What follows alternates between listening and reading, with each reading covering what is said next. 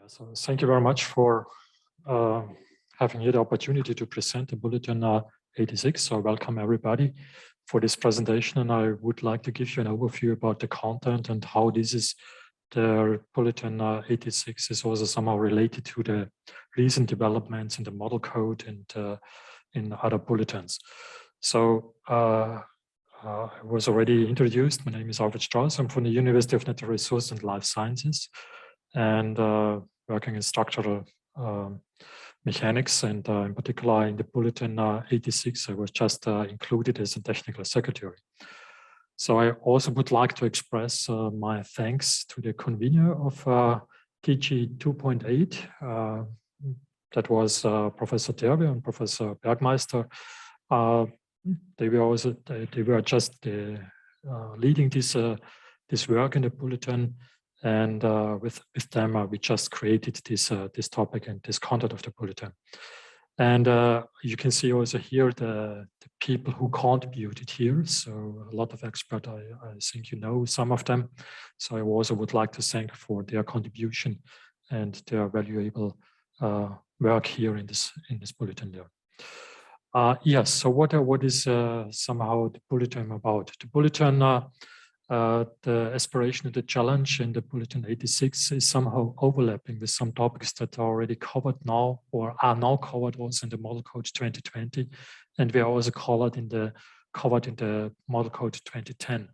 So in particular, we focused in this bulletin on the performance-based design requirements, in particular with relation to the life cycle, then methods for the structural reliability, on safety concepts, testing and assessment, and this was all related somehow to computational methods, nonlinear finite element analysis, and general prediction models.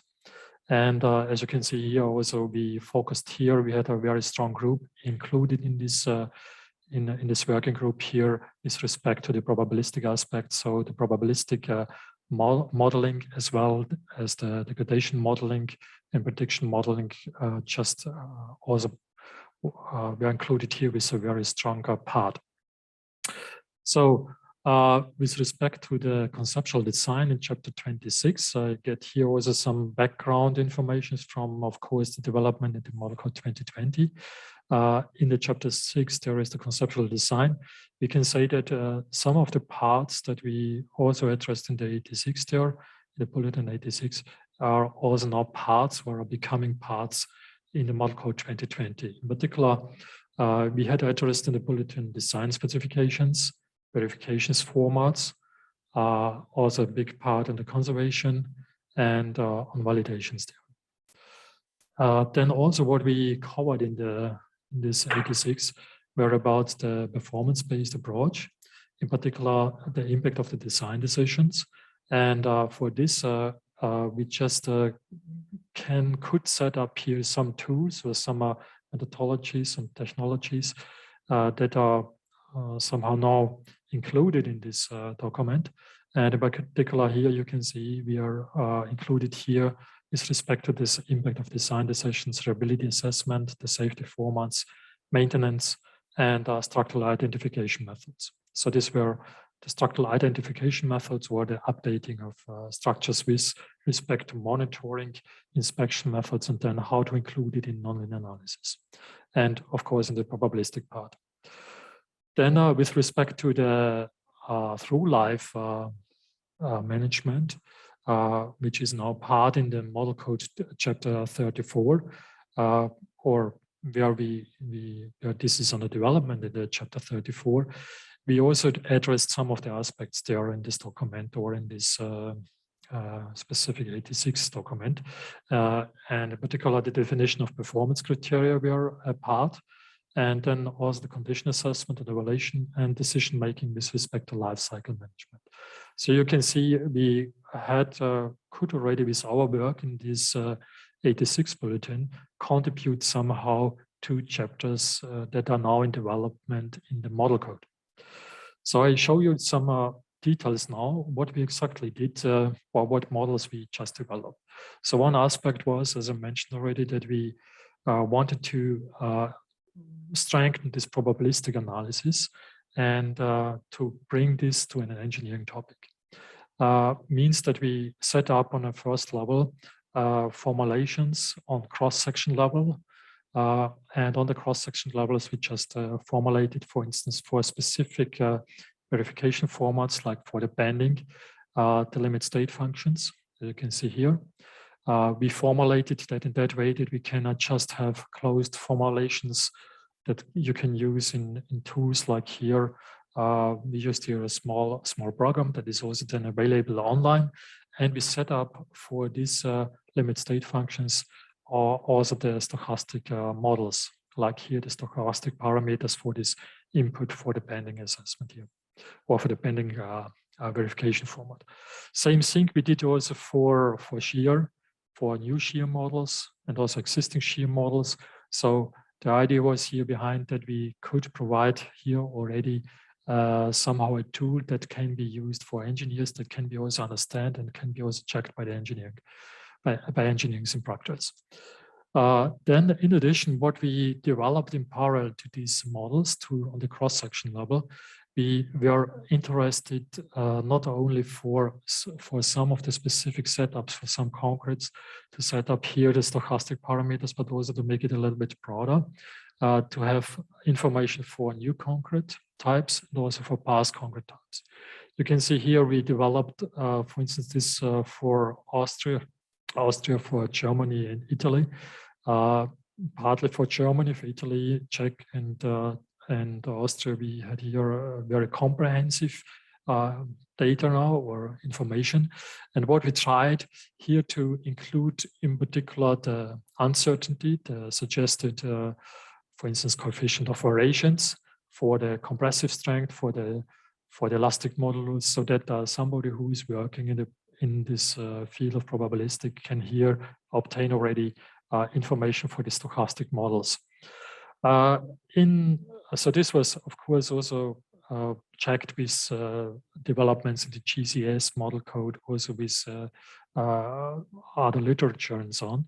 And what we also tried here to make a combination between new concrete definitions, old concrete definition from the past, from different code formats in the countries. This was very, very important for instance, recalculation, the assessment part. So then a very dominant part in the bulletin was, of course, the nonlinear finite element analysis. That was, of course, here from one strong group addressed in this TG 2.8, and of course becomes also a big part in the bulletin. And there was the big question about how to use nonlinear finite element analysis for a realistic description and assessment for structures, and how it can be used in design, and then of course for the prediction. And as here also mentioned on the slide here, the main topics were addressed: an adequate estimation of the resistance with an LFM, then how to use model uncertainties, and then also the safety formats were addressed here, and then also the modeling uncertainties. So with respect to that, we built up here some concepts, means we build up flowcharts that shows us exactly when you just going to nonlinear finite element analysis and would like to link it together with probabilistic modeling, you have to follow specific steps. That means you have to first define on which load bearing capacity type you're working, how to transfer, for instance, a load information to a distribution type, then how to formulate the critical limit state, or how to identify it in the structure. Then next, how to formulate the target durability level, and then where to obtain the stochastic models. I showed you before already some inputs from the material characteristic side, but there are also other inputs like from the geometrical side, also from the loading side. And then since we are working with a nonlinear finite element part, we need also here a different format. We cannot use, for instance, Basler-Cornell or other closed formulations like form-SORM. We have to use some simulation procedures. Monte Carlo will not work anymore here because it needs a too much simulation effort. That means we showed here in particular which simulation formats like Latin group sampling, response surface method you can use in order to reduce your calculation approach, computational approach, and finally also to obtain your reliability index. And then how you can, what you should do with respect to sensitivity analysis to find out, for instance, variable zones in your structure and which are the dominant playing parameters. So this was one of a big part in the bulletin. It is now documented there. And then it is also shown in which way you can then use this information with respect to a target reliability index and to make a prediction, for instance, of your of degradation processes or your performance. So in addition, we also included their modeling of the degradation processes. So only to show you here some examples what we performed. Some parts were documented already in the Bulletin 86. Some of this work is now also comes up in the last 2 years here. We use this concept in order to recalculate, for instance, specific structures. In particular, we were focusing on structures in Czech Republic. Here, for instance, this left upper part is typical precast, and then with concrete postcast or poured concrete combined beams. So this is a typical structure in Czech Republic. Then also on the other side here, the E-beam systems. So this is from Czech Republic, and also here from the bottom side, this is an on-site casted structure in Austria. And here you see also a typical Austrian structure.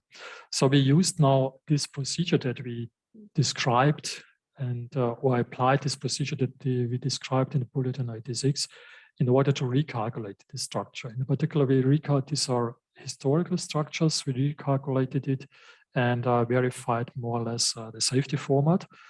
And that gives us also the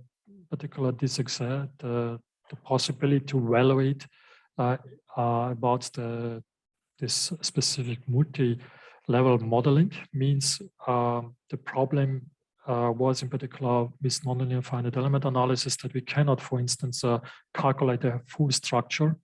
We have to somehow cut out or extract some specific details, endangered details. And then when you are on this level of cutting out the details, there is the specific problem of how to set the boundary conditions in an appropriate way. So here, for instance, you can see this is in process where we just set up the boundary condition in order to evaluate here, for instance, the hugging moments and this interaction between the shear and the moments there. So this was also reported, detailed in the bulletin, how to proceed, in which way you can set up here such boundary conditions, what are the significant, very important parts that you have to consider there. Then based on that, we then saw a very big requirement to focus on the safety formats. To say, okay, there are different developments of the safety formats. In particular, when you would like to use this NLF AR in engineering practice, you have to select a specific format. You can select, for instance, partial factor form methods or the global factor method or sampling-based method based on the reliability index. And with respect to that, we just investigated what are the effects, what are the uncertainties. So this is a work, for instance, from our Czech group here, and that express you somehow the scattering of the safety formats of the results using the different safety formats. So, and then of course, we also, after that, we also tried now to find out what does it mean using the different safety formats in practice, what effects do you have? So we were going back to our structures, somehow also reported now in the, not fully reported, we started to report a little bit in the Bulletin 86, but this is now a new work. And we just recalculated an old structure, so like this Freudenau-Hafen bridge, which is on casted beam structure, on-site casted beam structure. We recalculated here the reliability in the different the structure with the different methods, means with original information from 1960, 70, and then we used partial safety factor concepts. We used the Eckhoff safety format concept. We used global factor safety formats. With respect to the old load model format, you can see here, what are the reliability index more or less? How is the safety that you can gain from such approaches then? And then we also make the same comparison with the load model with the existing Eurocode load model. And you can also see here an increase. And of course, you can see here that we cannot fulfill with load model 1, for instance, this structure there, but with an advanced simulation method. So these procedures, these different methods, were also then part of our of this group, of this working of a group of the Bulletin 86, and also partially, of course, documented in this bulletin. So next part, what it was just then what we see, what is necessary in order to make a live prediction. And degradation prediction is we included degradation processes in our modeling in the NLFI. So we added to the nonlinear finite element analysis first the probabilistic analysis part. Second, we included then possible degradation processes like chloride carbonatization, ingress, and then finally the corrosion process. And there the tools that we used and that are also described here include in the bulletin includes such of these models already. So we must say we did not here invent very own new models. We just were looking up the already existing developments in the FIP work here from different bulletins up to the model code, and we used these models here. What we did in the first step, where we were just evaluating the models, and then what we saw was very, very important that we define the input parameters, in particular the minimum and the maximum. So you can see here, for instance, one of the models that is reported and included now in our work is one of the chloride model here. We just determined the maximum mean value, minimum value, the mean value, and then also we just reported here the sources or the literature where you can find here some of the or how they can support you with respect to or where you can find sources or values for your models then. And what we also did, we just evaluated the testing procedures. You can see it here. Means with which testing procedures you can obtain such values. And then we also make an evaluation on which level of approximation, for instance, you can obtain this parameter, if you can obtain it by visual inspection or by classical inspection or detail inspection or laboratory work. So this is here indicated by 1, 2, 3, 4. And these models are also now included in this free software tool that is available also for users. So, okay, what we did then, using these chloride models, using the nonlinear finite element analysis with combined with the probabilistic analysis, we said, okay, how we can now make prediction models? We said, okay, in a reasonable way, we showed then somehow an organized way how you can analyze vulnerable zones. Means we separated, for instance, different components of this detail. We just showed how we can reduce or calculate the reduction in the different reinforcement parts here. And then finally, what effects do we have in the crack pattern and also in the reliability index. So that means with respect to reduction of, for instance, 30% of the reinforcement here, the loading capacity is, of course, for the all over the reinforcement is from 3.8 to 1.6. This is one of the results there. And only, for instance, one of the part, this is the green part here, the shear reinforcement that is just only inclined here, that cause you not that big influence, for instance. Here.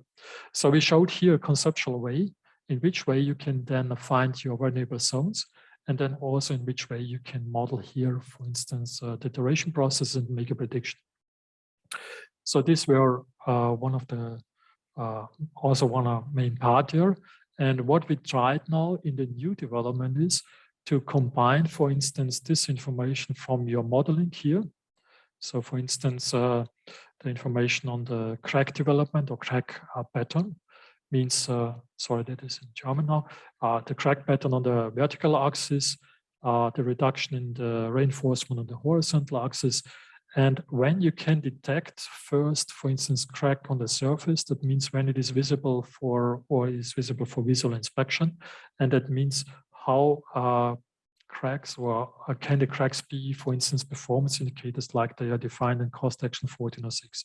So this is a recent work that we wanted now to a little bit more emphasize, detecting vulnerable zones and also performance indicators from such nonlinear finite element parameter analysis. So we started this work in the Bulletin 8006, and this will be now one of the next steps there. Yeah, and one of the last part was also in the Bulletin documented. The updating process means which methods do we have to, for instance, optimize or update a numerical model, particularly the nonlinear analysis models or the digital twin, in order to have a very accurate model and to reduce the model uncertainties. So we, for instance, we are focusing on crack pattern as an input for updating. We're focusing on dynamical aspects, but also on other physical metrics like the deformation lines, inclined lines, and so on. And these updating procedures, you can see here one of that, how that you should be processed, are documented also in this Bulletin 8006. So this was a short overview about what we just processed in the Bulletin. So we addressed here 6 different topics, or 6 or 7 different topics, which are already now picked up by other commissions or other task groups already, and we are also maybe also we initiated here some of the Model Code 2020 initiatives and chapters there. Thank you very much.